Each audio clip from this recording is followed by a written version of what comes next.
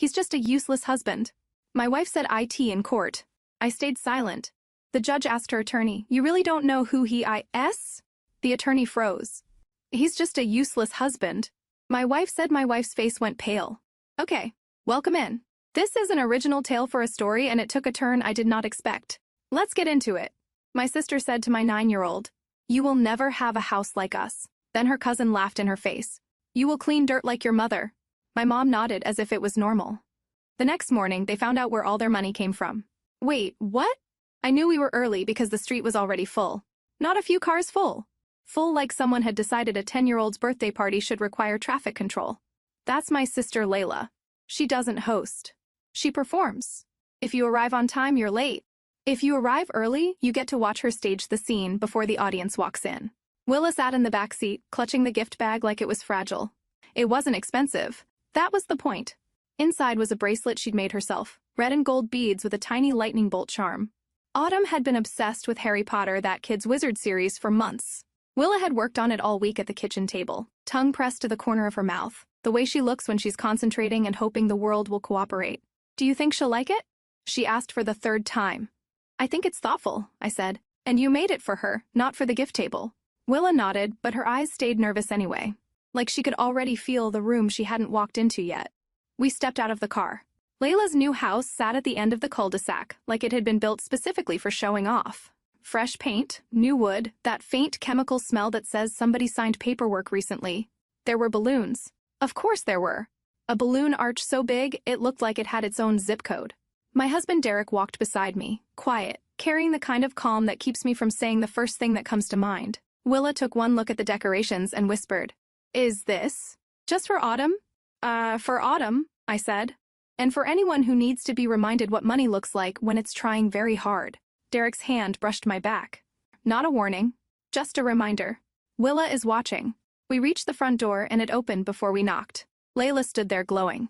She was dressed like she was going to a photo shoot, not a kid's party. Her smile was wide enough to be seen from the street. "Paige," she said, loud and bright. Finally, we were early. Layla hugged me quickly, then hugged Derek the way you hug a man you respect, but don't fully understand. Then she bent down to Willa and smiled like she'd remembered to be kind. "Hi, sweetheart," she said. "Come on in. Autumn's been dying to see everyone." Willa gave her small, polite smile and stepped inside. The house was full. Kids everywhere. Adults everywhere. Noise everywhere. The living room had a gift pile that looked like a small retail display. Bright bags, big boxes, tissue paper with logos peeking out like they were proud of themselves. Autumn stood near the gifts in a new outfit that still looked stiff. Her brother Miles was racing through the hallway with a group of boys. Her sister Amy was spinning in place because someone had complimented her dress, and she wanted to keep the compliment alive. Willa walked straight to Autumn, no warm holding out the bag with both hands. "I made you something." Autumn took it without saying thank you. Not aggressively, just automatically, like thank you was optional. She pulled the card out first, read it quickly, then opened the small box inside. The bracelet sat neatly on the cotton lining. Bright, careful, made by a kid who believed effort counted. Autumn lifted it between 2 fingers. Her face changed, not dramatically, just enough. "What is this?" she said. Willa's shoulders tensed. "It's a bracelet. These are colors from Harry Potter. I made it for you." Autumn held it up, turning it like it might be a trick. A girl next to her laughed. A small, sharp sound. The kind kids make when they sense permission. "It's homemade," Autumn said, louder now, glancing at the gift pile like she needed backup. Willa nodded. "Yeah, I made it." Autumn's mouth curved into a smile that wasn't kind. "This is kind of poor," she said. The word landed. Willa didn't move. She didn't flinch. She didn't argue. She just went still, like her body was trying to decide whether to fight or disappear. Then Miles, who had been circling like a shark with sneakers, chimed in, grinning. "My mom says your mom just cleans," he said, as if he was repeating something he'd heard at dinner and liked the sound of. "So, yeah, that makes sense." Willa blinked once. Slowly. That was when my stomach to stay in control. Autumn laughed again, louder now, turning slightly so the other kids could hear. Then she leaned forward and said it right to Willa's face, clear as day. Proud as anything. "You will clean dirt like your mother." Willa's eyes got glossy. Not tears. Not yet. Just that thin shine that shows up when a kid is doing everything in her power not to let the room win. I started moving toward them, but I was 2 steps too late. Layla drifted in, drawn by laughter the way she always is. my mom followed behind her because my mom never misses a moment where the room is focused on someone else's discomfort. Layla looked down at Willa, smile still on, voice light like she was offering a harmless truth. And she said it exactly like she was doing my child a favor. You will never have a house like us. Willa's face went blank. Not empty. Not numb. Blank like a page someone just tore something out of. I waited for my mom to correct it, to laugh awkwardly, to say, "That's enough." My mom didn't. She nodded. A slow little nod, as if Layla had just said something sensible about bedtime. Like this was normal. And right then, I understood something that should not have taken me 9 years of motherhood to understand. They weren't teasing. They were teaching. They were teaching my child her place. Willa's mouth opened, then closed. No sound came out. She didn't cry.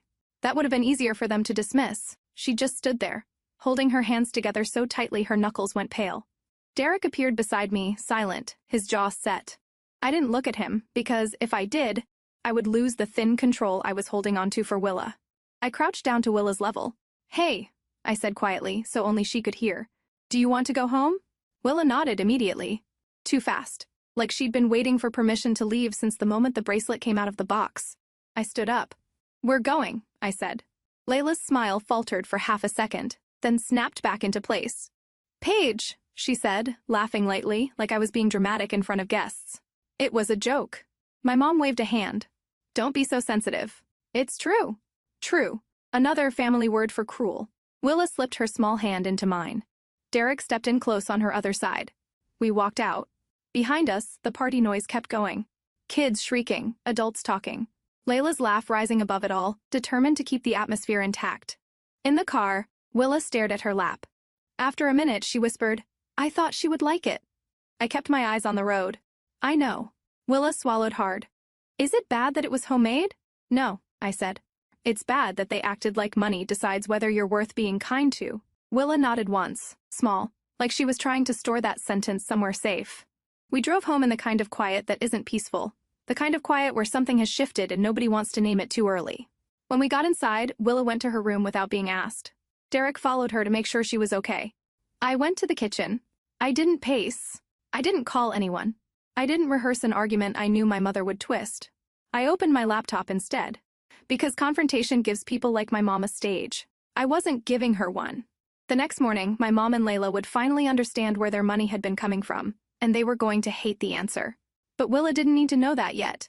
All she needed to know was that I heard them, and I was done letting my family teach my child to stay small. Layla is 2 years older than me, which in my family has always been treated like she arrived first and therefore deserved more. Nobody put it on a plaque. They didn't need to. When we were kids, my parents gave us pocket money. Layla spent hers before it could get comfortable in her hand. Candy, trinkets, anything shiny enough to feel like a win. Then she'd sweep into the kitchen with her purchase like she was showing my mom proof of good taste. My mom loved it. "Look at you," she'd say. "You have such an eye." My dad would smile faintly, half amused, half absent. He's about 15 years older than my mom, sharp but quiet, the kind of man who thinks keeping the peace is the same as keeping people safe. My mom has never confused those two things. I saved my money, not because I was noble, because I liked the feeling of having it. I kept it in an envelope in my dresser drawer and counted it sometimes just to watch it grow. It made me feel safe in a way my house didn't. My mom hated that. "Why are you hoarding money?" she'd ask, like saving was a character flaw.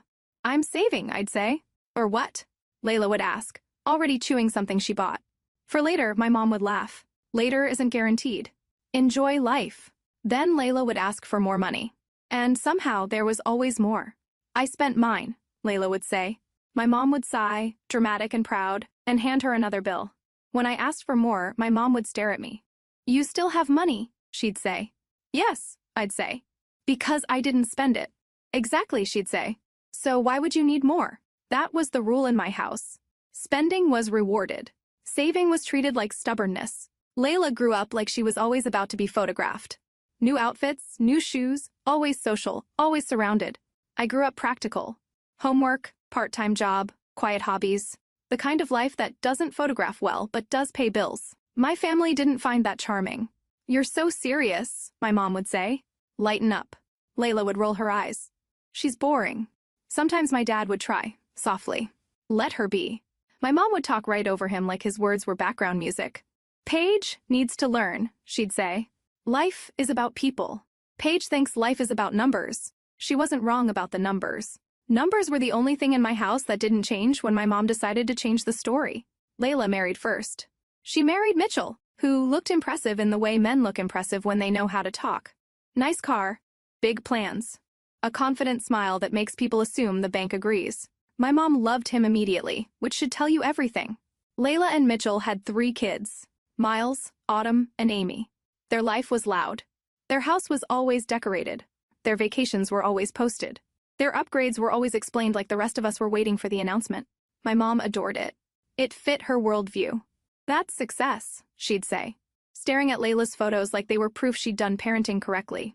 Then I married Derek. Derek doesn't come from money. He comes from work. He fixes things before they break.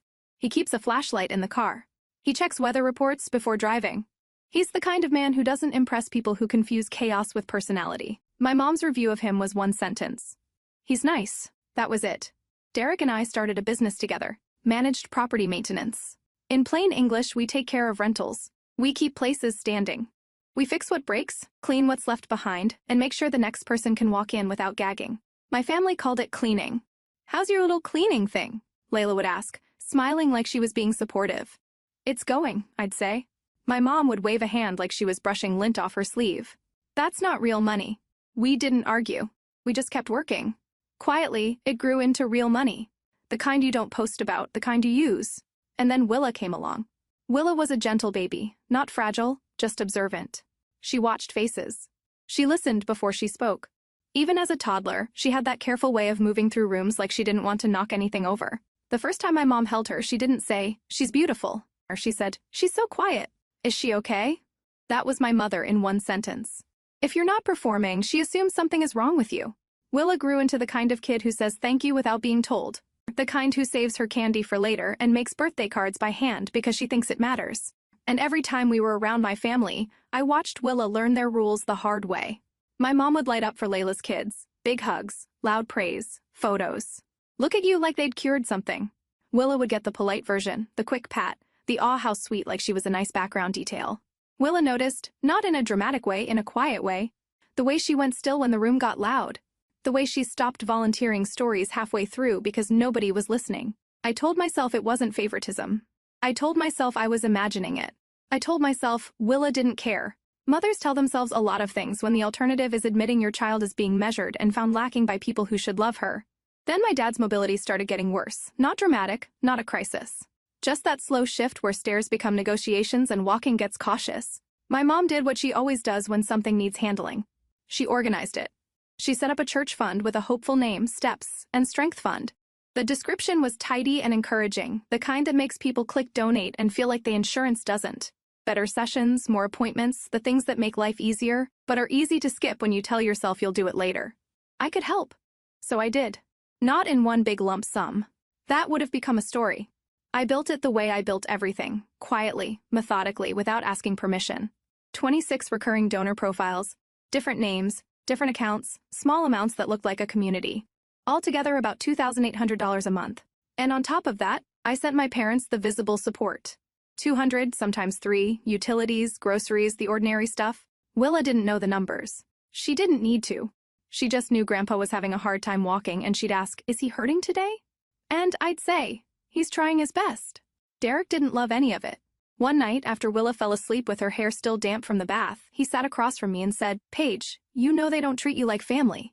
"They're my parents," I said, because that sentence is hard to argue with when it's sitting inside your bones. Derek's voice stayed calm. "That's his gift." "I'm not saying don't love them," he said. "I'm saying don't teach Willa that love means swallowing disrespect." I didn't answer because he was right in a way I didn't want to name yet. Then came Autumn's party, the bracelet, the laugh, the words to my child. And something in me turned clean and final, like a lock. I could be a daughter later. I had to be Willa's mother first. That night, after Willa went to bed, I sat at my kitchen table and opened my laptop. Derek sat across from me, quiet, present. Willa had asked for extra water before bed, not because she was thirsty, because she didn't want the day to end, because sleep means you have to wake up and remember. I hated that. I logged into the donation portal. Steps and Strength Fund stared back at me with a picture of my dad smiling in a way that looked forced. My mom had chosen it. Of course she had. A smiling photo makes people give more. I clicked through the recurring donations. 26 little profiles. 26 little lies I'd built to protect my family from my family. I canceled them one by one. It took longer than I expected, not because it was hard, because the portal kept asking me if I was sure. Yes, I was sure. Then I canceled the standing order to my parents, currently $245 a month. The kind of small help they acted like they didn't need. When I was done, I closed the laptop and sat there. Derek reached across the table and took my hand. "You okay?" he asked. "No," I said. "But I'm steady." The next morning passed quietly, too quietly. By afternoon, my phone rang. Layla. I stared at her name for a second, then answered. "What did you do?" Layla's voice was sharp, breathless. In the background, I could hear my mom close, loud. The way she gets when she's trying to control something with volume. "I don't know what you mean," I said, because I needed her to say it. "All the donors canceled," Layla snapped. "All of them, at once." My mom's voice cut in, muffled but clear enough. "This isn't normal. Someone did something." Layla sounded frantic now. 26 cancellations. In an hour. They're gone. "Paige, did you smear us? What did you do?" I leaned back in my chair. The word smear landed with a familiar taste. My mom's favorite strategy. If something goes wrong, it's because someone attacked her. "No," I said. "I didn't smear you." "Then why did they all stop?" Layla demanded. "We need that money. We, not dad, not therapy, not care. We." My stomach tightened. I kept my voice calm. "It wasn't 26 people." There was a pause. A small one. "What?" Layla said. "It was me," I said. "All 26 profiles." Silence. Then Layla laughed once, sharp and disbelieving. "That's not funny." "I'm not joking," I said. "I set them up. I paid every month. I canceled them." My mom's voice came through. Louder now. "Paige, stop lying." "I'm not lying," I said. "I'm done." Layla's tone shifted quickly. "Where would you even get that kind of money?" I almost laughed because the answer was simple and also the answer they refused to see. "I have a successful business," I said. "I just don't perform it for you." My mom made a noise like she'd bitten into something sour. "This is because of yesterday," Layla said, and now her voice was syrupy. "Paige, it was a joke," my mom chimed in. "You're overreacting. Layla needs thicker skin." I felt something go cold in my chest. I kept my voice even. "You told my child she'll never have a house like you." "It's the truth," my mom snapped. And when Autumn looked her in the face and said, "You will clean dirt like your mother," nobody stopped her. I continued. "You laughed. You nodded. You taught her it was normal." Layla scoffed. "She took it wrong." "She's 9, I said. A pause. Then Layla's voice hardened. "You have to turn it back on." "No," I said. My mom's voice sharpened like a blade. "Do you know what you're doing to your father?" I waited because that was the moment I needed. "Tell me," I said. "What am I doing?" Layla inhaled hard. "We can't afford this." There it was again. "We." I didn't respond. I let the silence stretch. Layla cursed under her breath, then said, "We're coming over." The line went dead. Derek looked up from the counter where he'd been washing dishes. He didn't ask what happened. He could tell. "Are they coming here?" he asked. "Yes," I said. He nodded. "Okay." They arrived within 2 hours. My mom and Layla didn't knock like guests. They knocked like people who expect the door to open because it always has. Willa stayed behind me close enough that I could feel her breath on my elbow. Derek stood back, quiet, letting me take the lead. I opened the door. My mom didn't even look at my face first. She looked past me into my house like she was checking whether I'd suddenly become someone else overnight. Layla was the one who spoke, voice too bright and too fast. "Okay, we get it," she said. "You have money. Congratulations. Now turn it back on." My mom nodded once. Sharp. "This has gone far enough." I didn't move out of the doorway. "No," I said. "You don't get to come here and give orders." Layla's smile twitched.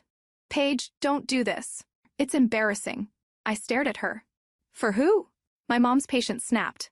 "For your father." She said it like it was the final word. Like if she said, "Dad," everything became holy and untouchable. I kept my voice low. "Then you won't mind if I call him right now and tell him exactly what I canceled." My mom's eyes widened for a fraction of a second. Layla's head jerked up. "No." That one word was too quick, too terrified. I paused, not for effect, because my body needed a second to catch up to what I just heard. I looked from Layla to my mom. My mom's face tightened. "He doesn't need to be upset. He doesn't need to know," Layla added and then tried to fix it mid-sentence. I mean, he's already dealing with enough. There it was. That was the slip. Not a number. Not a detail. The instinct. Keep Dad out of it. I felt something cold settle behind my ribs. I said very quietly, why would he be upset if the money was for him? Neither of them answered. My mom's mouth opened, then closed. Layla swallowed, eyes flicking toward the driveway like she was calculating exits. Will his fingers curled into my sleeve? I didn't raise my voice. I didn't repeat myself. I just stood there and let the silence do what it does when there's nowhere left to hide. My mom finally spoke, clipped and resentful. You always make everything dramatic. I nodded once. No, I make it clear. Then I said the sentence that changed the air in my own doorway. Tell me the truth about where that money was going. My mom stared at the floor. Layla stared at the wall. And in the quiet between us, I got my answer without a single confession. I needed to hear it from the only person who mattered. My dad. I waited 2 days, not because I was hesitating, because I needed a moment to think, to breathe, to plan what to say without turning it into a fight I couldn't take back. My dad went to physiotherapy once a week. He didn't like it. He liked it the way people like vegetables. He knew it was good for him, but he also resented that his body needed it. I showed up at the clinic 15 minutes early. The waiting room smelled like antiseptic and old magazines.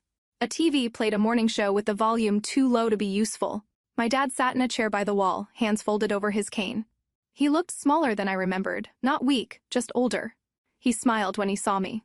Paige, he said, surprised. What are you doing here?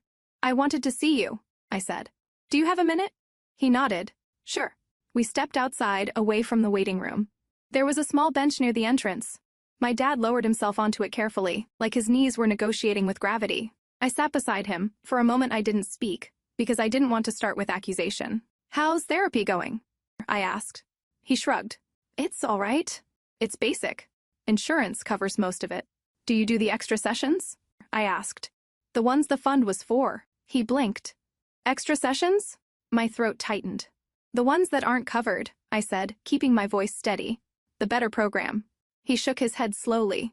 No, too expensive. Your mom said we couldn't justify it. I stared at him. How much did you think the fund brought in? I asked gently. He looked uncomfortable. Oh, not much. A little. Maybe 100, 200 here and there. And you saw that money? I asked. He frowned. Your mom handled it. She said it helped with small things. Small things. I took a breath. Dad, I said, I need you to hear me without interrupting. He nodded, wary now. I've been donating to that fund. I said, every month. His expression softened. Paige, you didn't have to. I did, I said. But I need you to understand how much. He blinked. How much? I pulled out my phone. My hands were steady, but my stomach wasn't. I set up 26 donor profiles. I said, different names, different accounts. He stared at me. I did it so no one would know it was me. I continued. Altogether, it was about $2,800 a month. My dad didn't speak. His mouth opened slightly, then closed. That's not possible, he said finally, voice thin with disbelief. Paige, it is, I said. And I can show you. I scrolled and turned the screen toward him. 26 profiles, recurring payments, dates, totals. His eyes tracked the list slowly, like his brain was catching up to something his heart didn't want to accept. His face changed, color draining, then returning in patches. Why would you? He started, then his voice cracked. Why would you do that? Because you needed help, I said, and because I could, and because I didn't want Mom to turn it into a story about her sacrifice. He stared at the screen again, then he looked at me. I never got that, he said, and the words came out heavy. Paige, I never got that. I know, I said quietly.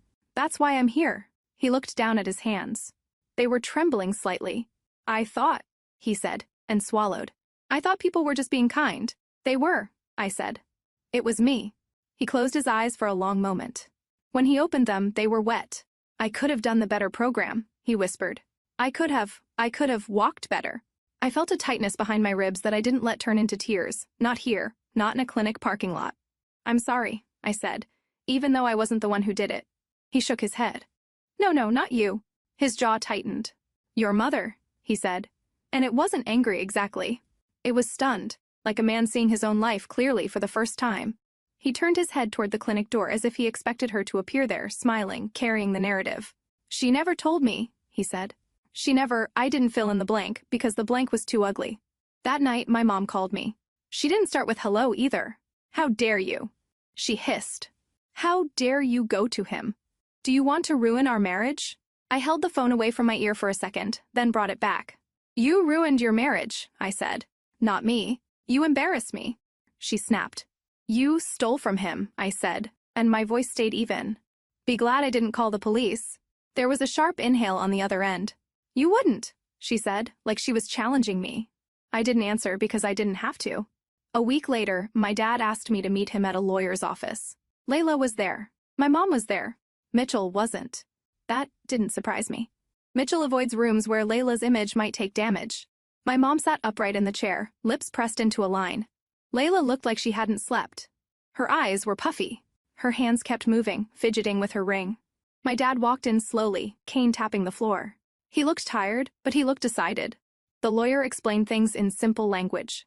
The house my parents lived in belonged to my dad, inherited from his side of the family. My mom's face shifted. Confusion, then alarm. My dad spoke, voice quiet but firm. Your mother can live there while I'm alive, he said, looking at me briefly, then back at the table. But when I'm gone, it goes to Willa. Layla jerked her head up. What?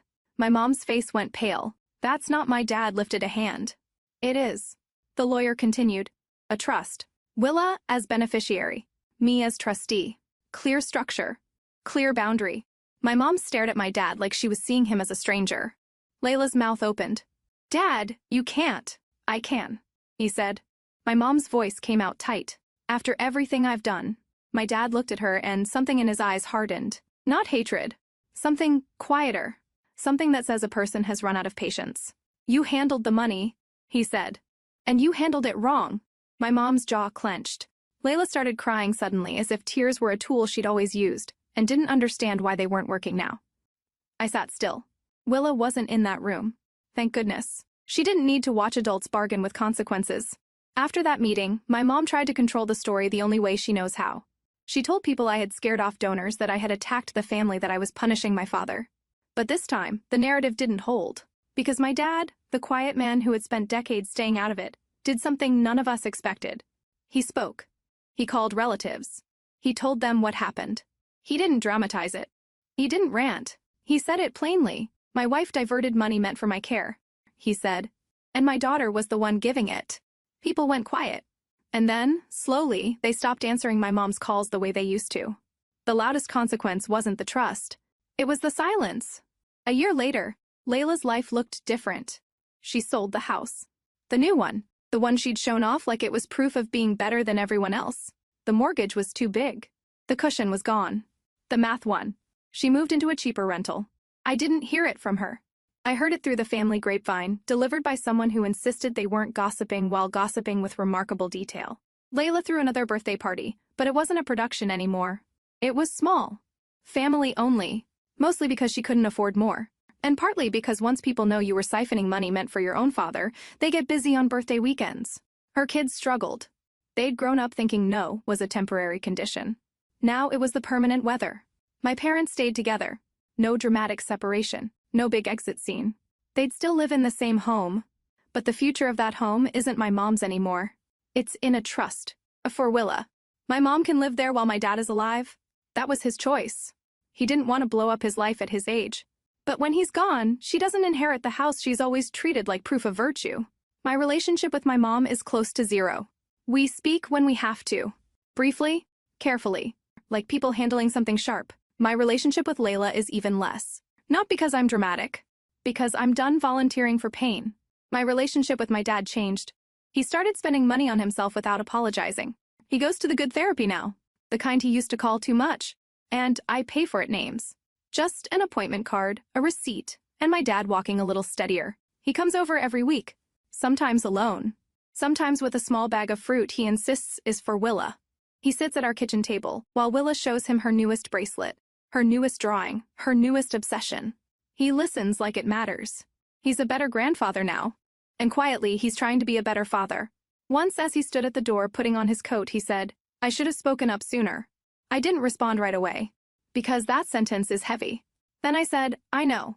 And he nodded, eyes wet, and left without making it bigger than it was.